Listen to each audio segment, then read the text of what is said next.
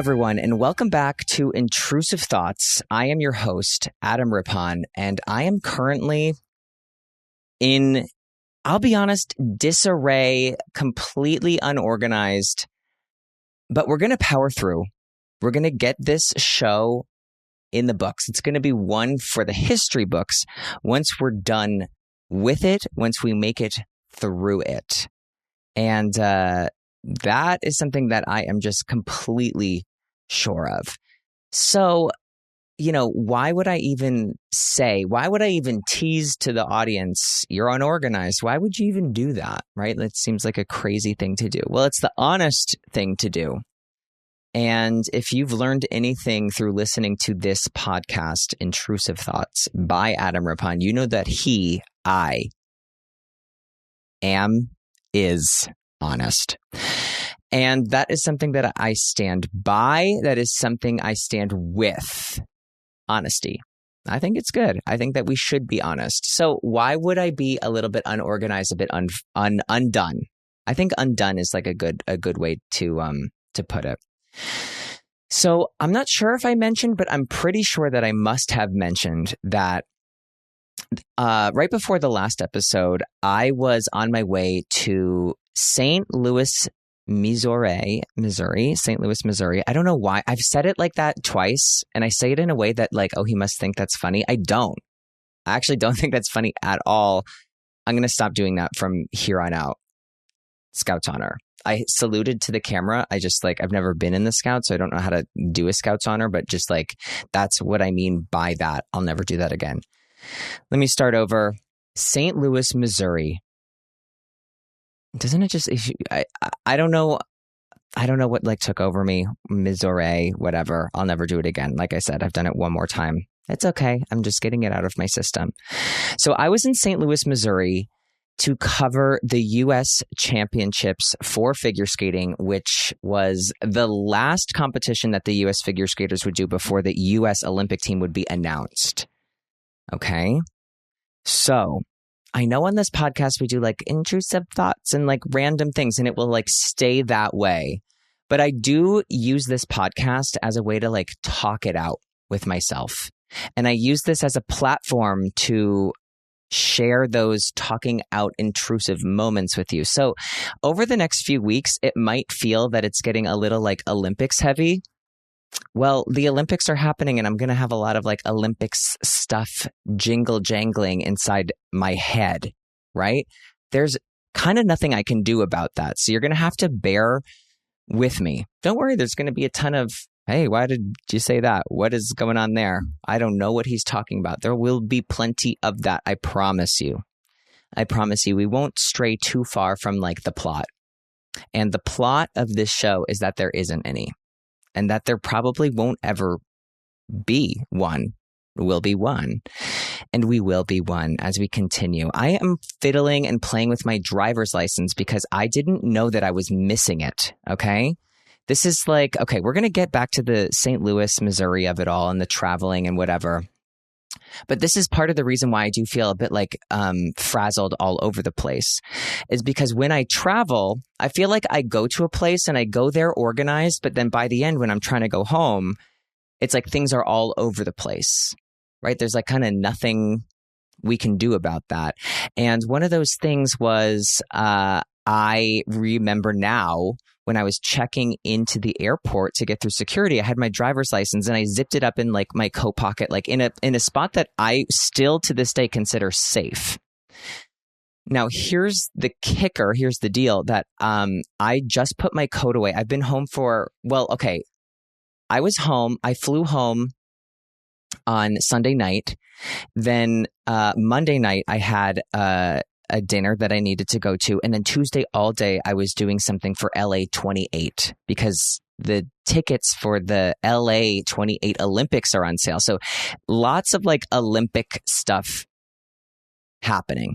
Okay, I don't know if this like episode will be entertaining at all. This is more of like a debrief with me. I'm panicked. I'm not panicking, but I'm all over the place. We're talking it out. Okay, we're getting this done together. So when I'm traveling, I feel like I'm kind of organized to like go back, but like things just like they slip through the cracks. Do you know what I mean? When you're packing up your toiletries, you put them all away like nicely when you're going there. But when you're coming home, you're like, I can just shove them all in. I'll deal with it when I get home. So it's a bit of that with everything, right? It's a bit of that with your clothing. It's a bit of that with your shoes. It's a bit of that with everything. I'll go back to the shoes in a second. There's a good shoe story that I need to tell. I need to get it off my chest because it's something I've been dealing with still to this day. You'll understand when I get there. So why am I fiddling with my driver's license?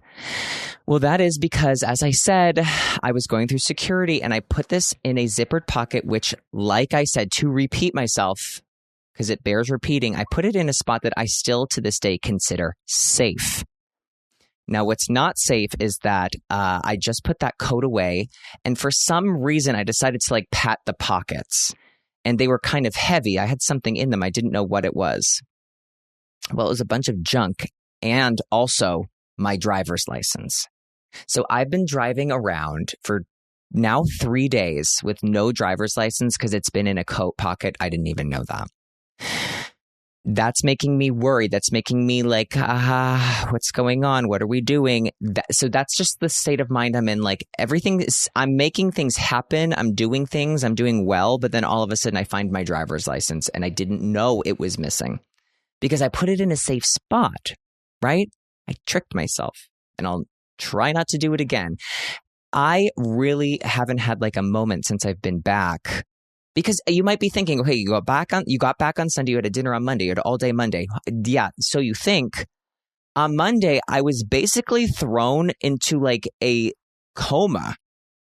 I went to bed and I woke up I didn't know where it was. My dogs were like trying to do CPR on me, like, hello, are you okay? My husband was like, leave him be. The body is resting. And it just like, I was completely like out of sorts. By the time I like woke up and like washed my face, I was like going to this dinner, and this dinner was we just had this like LA 28 event. Like I said, I was there. We did a whole event at the LA Coliseum because now tickets are on sale. It's like, this is incredible because, right now my headspace is all like Milan 26 because I am leaving for Milan in just a few, just a few days, 18 days. Okay. Now I'm like sweating really a lot. So I'm leaving in about 18 days. So everything like that involves my life right now is like centered around Milan, Italy. But before it could center around Milan, it had to recenter itself about from like where I live, LA 28, right? There's always something around the corner. And LA 28 is around the corner. Tickets on sale, lottery. Tickets start at $28. I know that because I heard somebody say that a few times yesterday, which I do think is clever. $28. We want them to be affordable for the city, right? I feel like I'm doing a great job of like reiterating the talking points of yesterday. Anyway, they lit the Olympic cauldron at the LA Coliseum yesterday. Pretty cool. Very cool. And also I got to see a lot of friends that I have who are involved with the Olympics here in Los Angeles, California. I'm on the Athletes Council, and I've become friends with like all of these other athletes who are in some way connected to Los Angeles. And it's been great to like connect with them and meet them. And now they've become like friends of mine. But what's been also fun is that there's a lot of like LA figure skating connections as well. And yesterday I got to see my friend Meryl Davis, who is an Olympic champion from the 2014 Sochi Olympics in ice dance. And also my friend Mariah Bell. So the thing about my friend Mariah Bell is that not only is she my friend, I'm bragging, but she was somebody I trained with when I was skating. And then I coached her for like the last few years of her career with my former coach to the Olympics in Beijing. And then she decided that she was going to join this fellowship program. So one of the amazing things about LA28, first of all, congratulations, everyone. This is the most boring episode I've ever done in my entire life. I'm like a vessel filled with talking points, but I'm going to get them out. I feel like you'll learn something, right? Nobody can get mad at this episode because at least it's like me being boring and it's like not a guest that you're going to hate on. Okay. I get it. No gas, no issues, no problems, whatever. Okay. So there's a fellowship program because with the Olympics coming around to the corner, basically like it can be a really hard transition for athletes to go from sports into like the corporate world, transition out of sports or from being an athlete into finding a job. And LA28 really wanted to help bridge the gap for athletes who were looking to transition into like professional positions. And so they have this fellowship program that they can apply for, and they can try out different positions in LA28. And then eventually, if they found something they like, they can apply for a full-time job. And that's what a lot of athletes have done. And that's actually what my student and friend and lovely overall person, Mariah Bell, has done. So she's now a full-time employee at LA28, and she's fully working on the Olympics here in Los Angeles. So I think that's incredible. Yesterday, our event was called like a collective, an athlete collective, and we're really trying to like connect with a bunch of different athletes from all different games. And it's actually quite hard to connect with these athletes because there is no, and this might be like shocking to you, but there is no like database of like contact information for all of these different athletes. The USOPC, like the Olympic Committee, like they have what they have, but they're not legally allowed to share any of it, even with like a governing body who's putting together an Olympics like LA28. So if they want to like gather these athletes together, they need to like source and contact a bunch of people to get a bunch of contacts.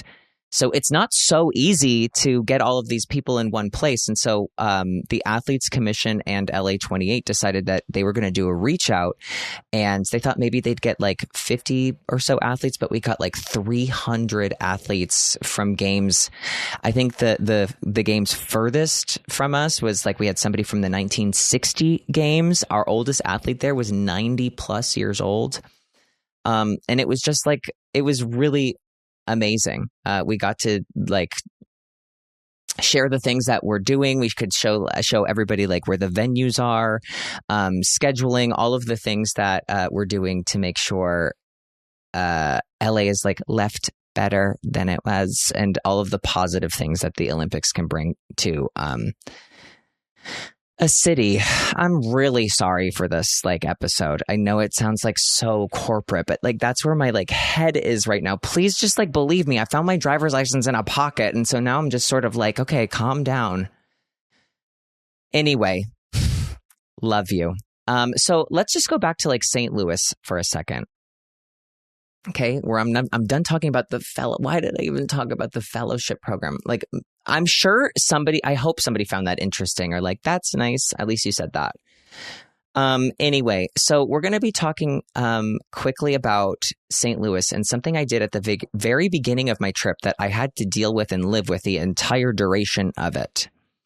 And that is, I decided to dress in a pair of loafers because I thought that I was like going to look fancy for a minute. And I'm still paying the fucking price. All right. Here we go. I decided that at this US Championships, I was going to walk around. I wanted to like look nice because famously, this is like the most important like event a US skater, aside from like a world championships, like those are the most prestigious. But like as an American skater, it's like really important that you do well at a US Championships. And people dress nicely. And there's like, there's a lot of like excitement going around because this is also where they'll announce the Olympic team. And the Olympic team is like not decided based on the results of this competition, even though this competition is incredibly important. It's based on like the trajectory of how a skater has done throughout the past especially this season that started in August. And they'll also consider like events that they did at the beginning of this year, 12 months ago, like last year's national championships, Four Continents World Championships. Four Continents is like another big skating competition. God, there's a lot of like information in this episode. Are you following? Does it matter? Believe me, I just need to get all of this off of my chest. Okay? Because I'm all over the place. I'm all over the place. Ladies and gentlemen, I am doing my best. So actually, let's go back to the St. Louis trip. Before we go to St. Louis, I did something that I thought would be really fun. Okay.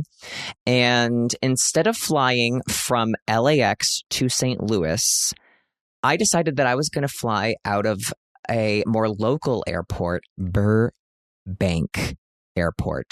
Okay. Now, I think a lot of us, we live near these like bigger airports, and there's always an option for like your smaller local one that's like much closer. And ever since I've lived in California, I've always lived close to LAX, except for when I've moved like out east, because I live in Pasadena now. And so getting to LAX or like the west side is like, it's a trek. Okay. Like, I'll be honest with you. It's a bit far. And so when I was looking for flights to St. Louis, and I'm Delta loyal. You know, I'm always trying to get those Delta miles. When I was looking for flights, even if I flew through LAX, I always was going to need to make a connection in Salt Lake City, which I will get to that in a second.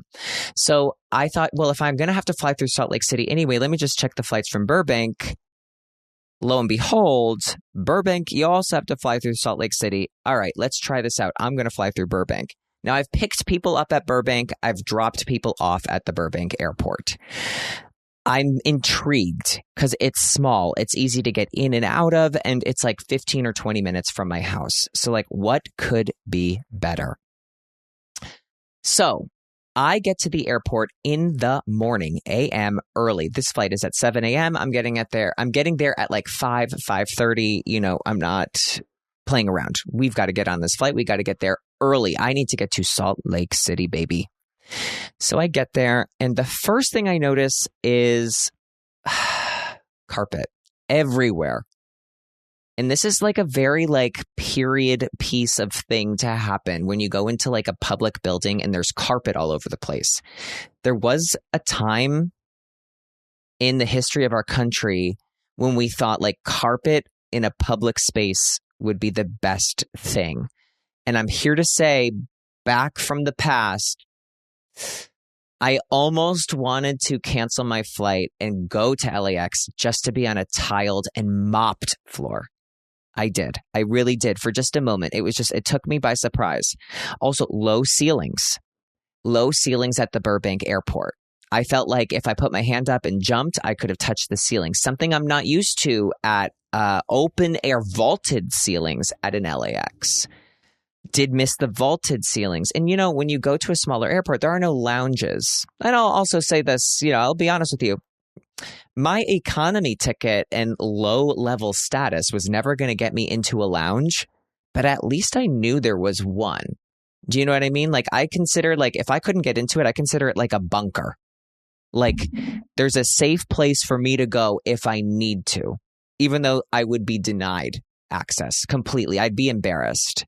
They would publicly embarrass me. Excuse me. I would not be embarrassed, but they would publicly embarrass me and tell me to get out if there was an emergency. And I begged on my hands and knees to go into the Delta Lounge.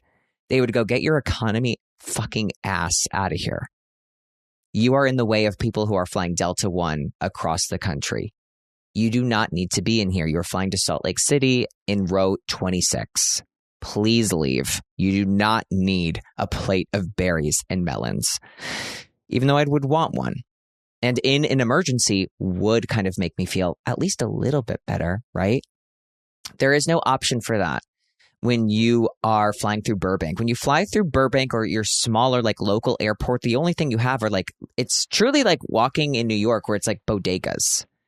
And, you know, all they have is milk, water, Sprite, Diet Coke, chips, sandwiches from another shop that they bought them from, and pretzels. That is the food pyramid. When you do go to a Burbank airport, it does not matter where you go. They will also have muffins if you get lucky, and they will have a few magazines.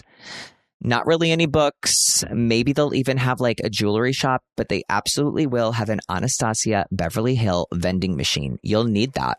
What if you forgot your eyebrow pencil, right? They will have a Kylie Cosmetics.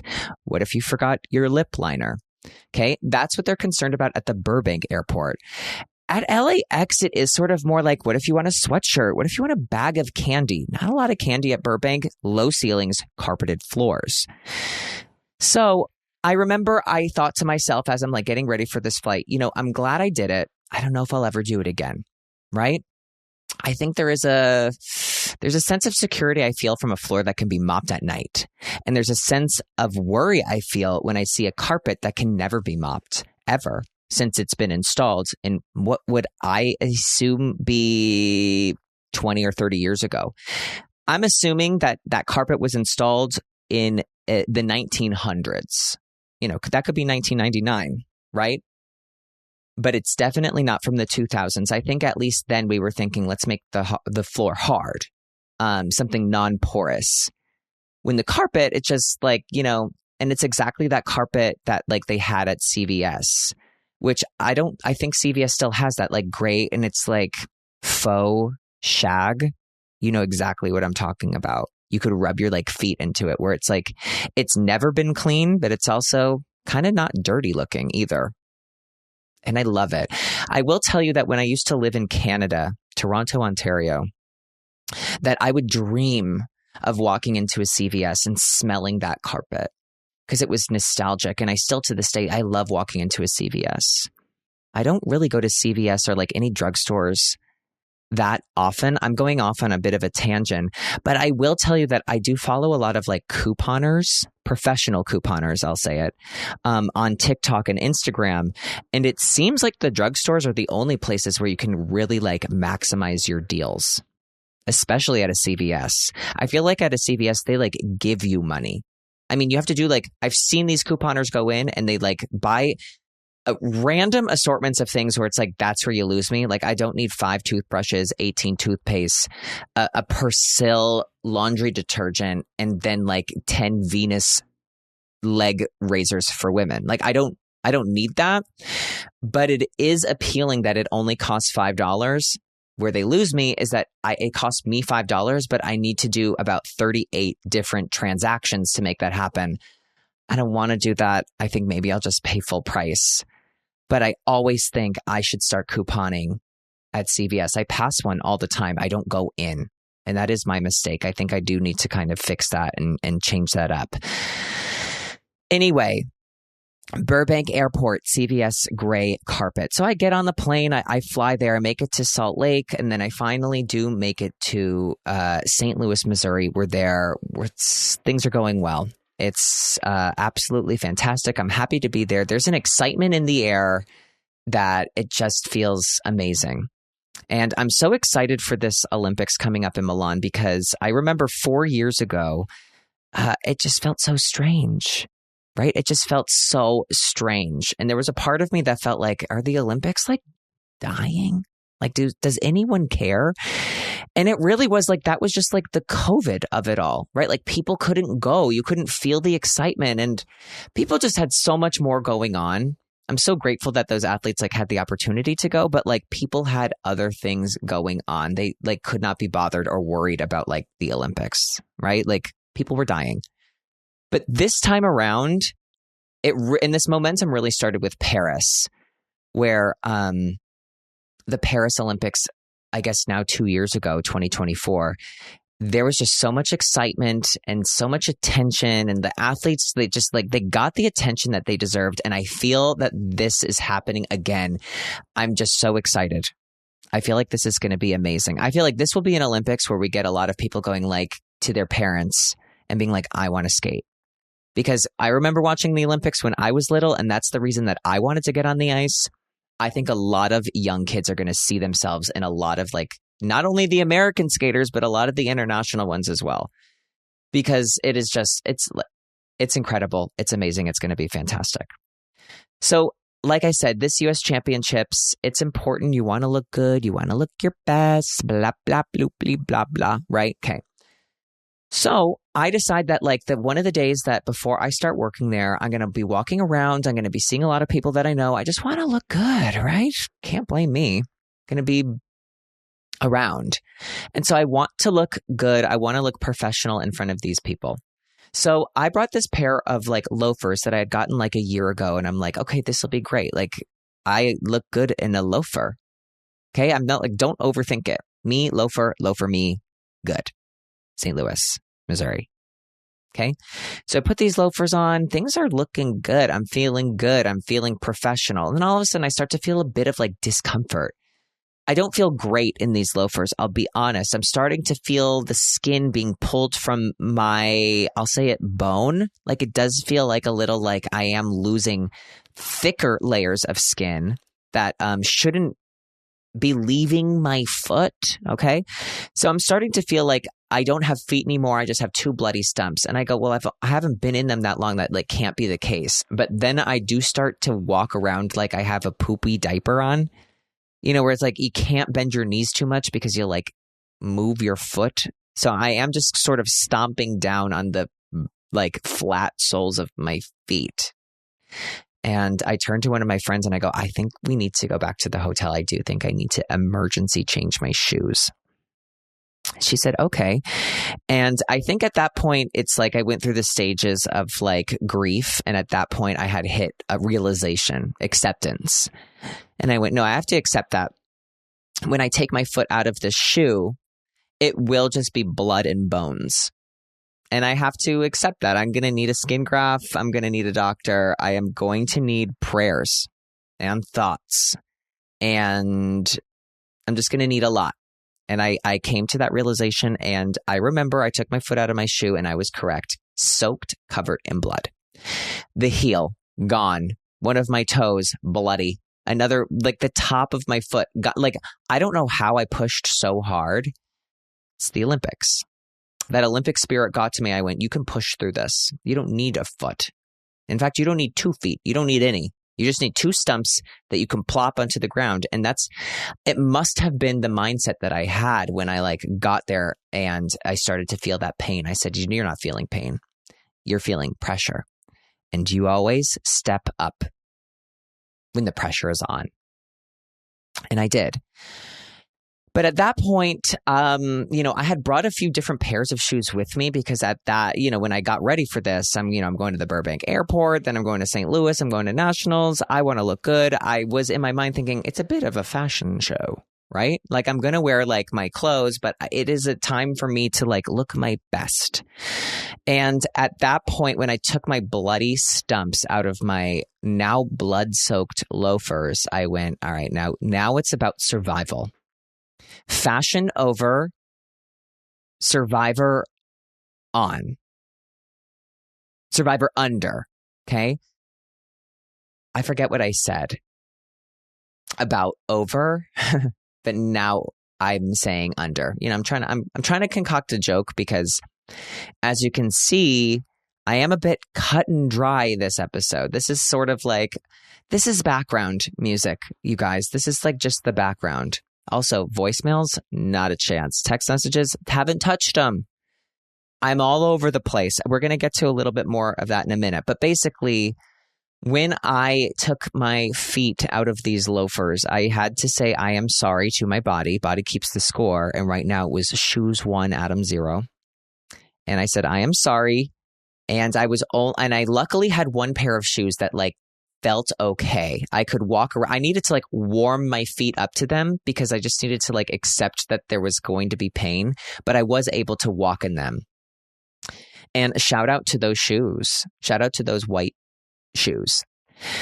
And that's just, that's the way it was. I am still to this day dealing with the repercussions. I'm supposed to film something on the ice, not tomorrow, but the day after. Can't wait to tell you about it. I don't really remember what it is, but I have been like sweating. I'm like about putting my foot inside a skate.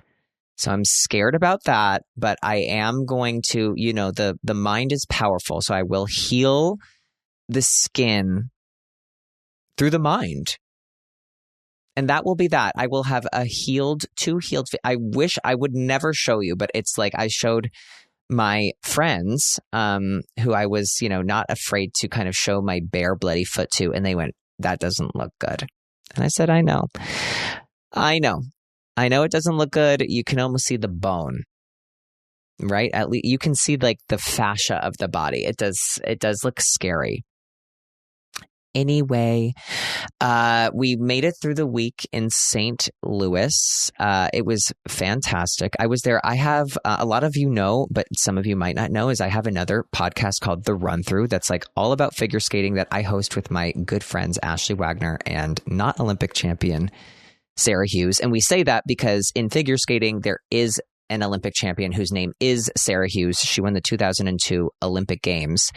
But my friend, her name is Sarah Hughes. No relation, never even skated, but she was a researcher who worked for NBC on figure skating about 10 years ago. And that's where we became friends. But we have a podcast. We did a few live shows that went fantastically. We had an amazing time. We had great guests. I was also there doing doing in-arena hosting, which basically that means that as soon as the skaters got off of the ice, I interviewed them before they got their marks. And had a blast doing that, especially when people had like really good skates. That was always fun. And when people didn't have good skates, it was just about like getting the audience to like cheer for them again, right? We all love cheering. But nobody even asked me, hey, how are your bloody feet? Because I didn't tell anyone. I kept it to myself. And I think that was for the best because it wasn't about me. It was about them. Even though I love to make things about me. But I love to make things about other people to distract from my injuries that I inflicted upon myself.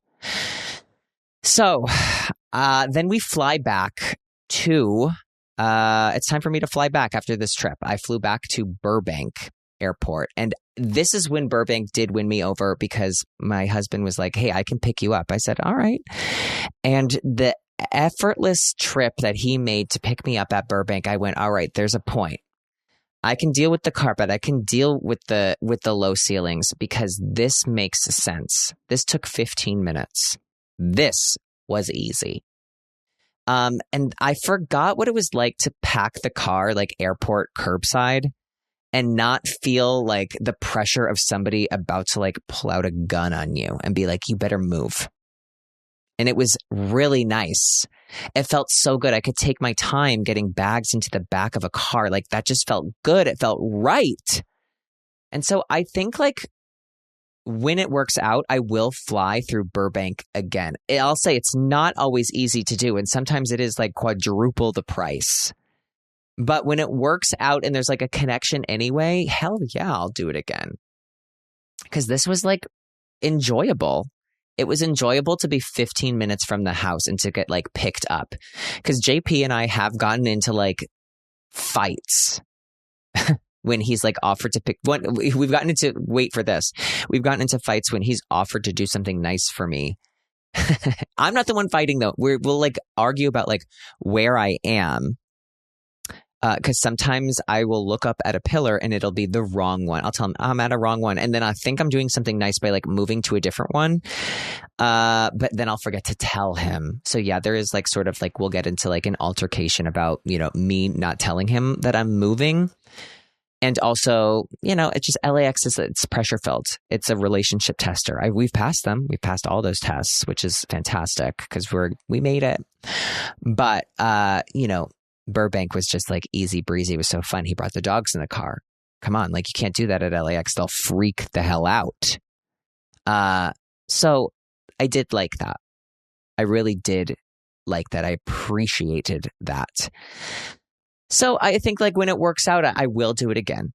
So I started the trip going, all right, Avita saying, I will never see you ever again. Thank you so much. But now I'm ending the trip going, yeah, why not? If it works out and if it works out, I will be at Burbank again because I did enjoy the quick trip. Okay, it is what it is. So as soon as I got home, now it really is like it's on, motherfucker. It is on, especially now that I've found that I've lost my driver's license. I figured out that I lost it and I found it. Now it's really on. And this is really exciting because now everything over the next few weeks is like we are full on in Olympic mode. Okay, we are heading to Milan. Everything like we need to get ready. And now I'm feeling like I'm getting ready for the Olympics. Because I'll be honest. So like this is now the third Olympics that I'm working for NBC. Okay, I worked the Olympics in Tokyo. Then I've worked the Olympics for Paris in Connecticut. And now I am going to Milan. And like I said, I was in Beijing, but I was there as a coach for my friend Mariah Bell, who I told you about earlier. So this is the first time I'm working for NBC, going to an Olympic Games that is like in a post-COVID apocalyptic era. Okay, we're out the other side, and so we've done it. We did it. We're here. Let's go. And so I am quite excited. And so there's just a lot of things that I need to prepare in the lead up to this because I just want to make sure that like I'm making the most of it and I'm doing everything I can for this to be as big of a success for me personally. And I want to make sure that I'm doing everything I can to help like the athletes and highlight different things and all of that stuff. You know, like I really want to do a good job. I'm really confident that I can do a good job, but it's really important to me that I do a good job. And after a trip, like now I'm back to the St. Louis, like after a big trip, I really need time to like unpack. Everything needs to get put away. Like I am not somebody who can like move forward in the direction of their dreams with things still in a suitcase, with things still packed, with things all over the place. And I'll be honest, when I'm sitting down to record this, it's like, hey, we got to stay on schedule, right? And maybe you have to put your dreams on hold for a second, which I'm doing, right? I'm putting my dreams on hold so that I can get things done on a schedule. Because if I'm one thing, it is someone who will follow through, right? Like I'm speaking to you here, sitting in a chair. I still have 2 bloody feet to a pulp, bloody to a pulp. But I am sitting here going, no, but we got to get the job done, and we will. And it's important that we do, and it's important that I do, and that I am now doing it. I'm going to tell you this whole episode to me feels like one run-on sentence. But, you know, that's the name of the game, everybody. That's the name of the game. But like I said, everything that we're doing, it's focused on Milan 2026. And and I really need like a day or two to just kind of like, whew, we got to ease into it. But like immediately, as soon as I got back, we had all of these like LA 28 things to get ready for. And now today's the first day that I'm like sitting down. There's a lot to do. And it's like my mind hasn't like, you know, like I feel like my brain needs to take like a breath, but there's no time. There's no time to take a breath with the brain. There's no time to take a brain breath. You've got to push forward. I have my driver's license. I can go anywhere now, which is amazing that I didn't even know it was lost. Now, what are some of the things that are like frazzling me around me? Let's just kind of talk about them. I have a brand new stack of paper from Office Depot that I just need to put away. I can put that away as soon as this episode is done. I can do that. Now, to my right, I have a gift that I bought for somebody that needs to get mailed. I was going to bring that with me to St. Louis, did not make it in time, so it sat here in my office, okay? I need to mail that. I'm going to put a label on that, tape it up, get it ready to go. We can do that tomorrow, okay? We can do that tomorrow. I have another thing here. I ordered a jacket that now needs to be returned. We will put a label on that. We will send that out tomorrow. I ordered a power bank from Amazon that does look not legitimate. I think the specs on it are wrong. It feels so heavy and completely empty at the same time. I will be returning that power bank. I will not be plugging any of my nice devices into it. Okay. The power bank, that is going right back to its seller. We're not using that. What else is here? Oh, and I have a box of, it is just trash that I need to bring downstairs. I'll bring that downstairs behind me. Okay. If you're watching the video, it looks like organized, prim, proper, like ready to go. But if I were to pan the camera down, which I never would do in a million years because I don't want to embarrass myself.